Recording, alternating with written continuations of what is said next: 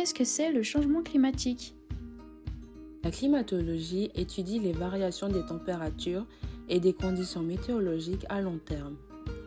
Ces modifications peuvent être un phénomène naturel, mais depuis le 19e siècle, elles sont dues principalement à l'activité humaine, plus particulièrement à cause de l'utilisation de combustibles fossiles qui produisent des gaz à effet de serre. D'accord, mais c'est quoi les gaz à effet de serre?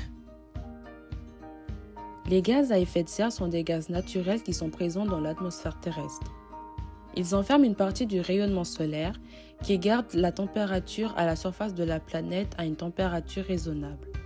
Malheureusement, les gaz à effet de serre sont en constante augmentation dans l'atmosphère, et ceci pour plusieurs raisons. D'ailleurs, quelles sont les principales causes du changement climatique?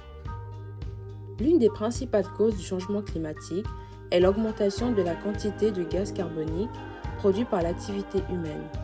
Il est accompagné par d'autres gaz, mais en moindre quantité. Parmi plein d'autres causes, la déforestation, l'élevage de bétail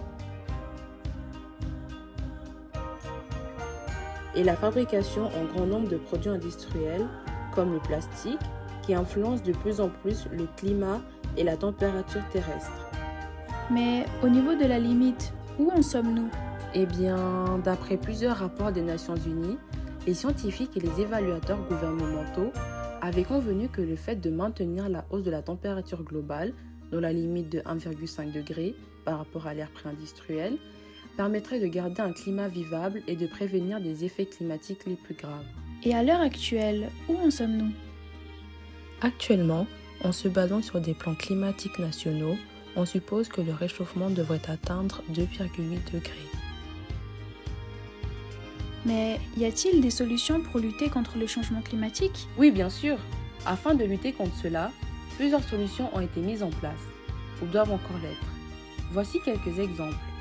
Premièrement, il faudrait améliorer notre mode de production alimentaire, car elle est responsable de plus d'un tiers des émissions de gaz à effet de serre. On pourrait le rendre meilleur en consommant des produits locaux et saisonniers et en réduisant notre consommation de viande.